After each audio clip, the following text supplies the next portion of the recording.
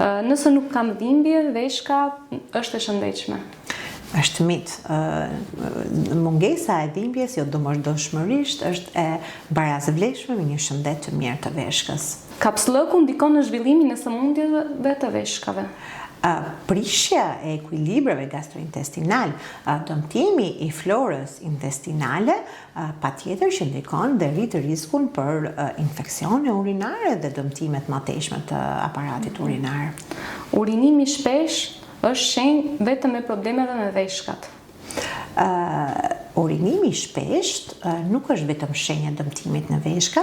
Shumë pacient dhe qytetarë që vuajnë nga diabeti urinojnë shpesh, ka shumë probleme neurologjike që shkaktare të urinimit të shpesht, por në këtë rast është elementare dhe është themelore dhe kryesore përcaktimi menjëhershëm i shkakut.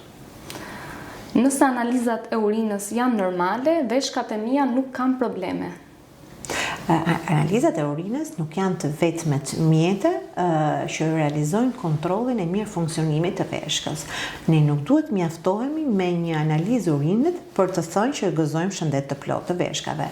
Duhet realizuar funksioni i veshkave përmes një analizave të gjakut, ku matet kreatinemia, azotemia dhe filtrimi glomerular, dhe një eko e aparatit urinar që është totalisht e parrezikshme, pa efekte anësore, është e domosdoshme. Pirja e ujit në sasi të mëdha pastron veshkat. Uji ka një efekt shumë të rëndësishëm në hidrimin dhe në largimin e mbetjeve të organizmit, metabolizmit, mbetjeve finale të organizmit, por nuk ka rol kurativ të drejt për drejt në veshka. Nëse njëra veshkë nuk funksionon, nuk mund të jetosh normalisht. Njerëzit mund të jetojnë normalisht edhe me një veshkë të vetme. Mjafton të kujdesen për veshkën e vetme dhe ta kontrollojnë atë. Pra është një mit. Është një mit. Sëmundjet e veshkave shkaktojnë infertilitet. Sëmundjet e veshkave, sidomos ato të cilat janë në fazat e përparuar në stadiet terminale, shkaktojnë infertilitet. Fillimi i hemodializës si terapie zëvendësuese renale dhe zgjatja e saj në kohë shkakton infertilitet.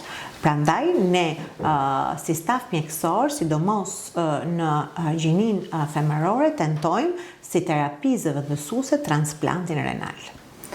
Kafja të mbron nga formimi i gurave në veshka. Është mit, sepse kafja ka një efekt diuretik në organizmin ton, na dehidron pra, dhe kështu që rekomandohet gjithmonë pas pirjes së kafes të konsumohet dhe ujë që të zëvendësojmë sasinë e ujit të larguar pas kafes.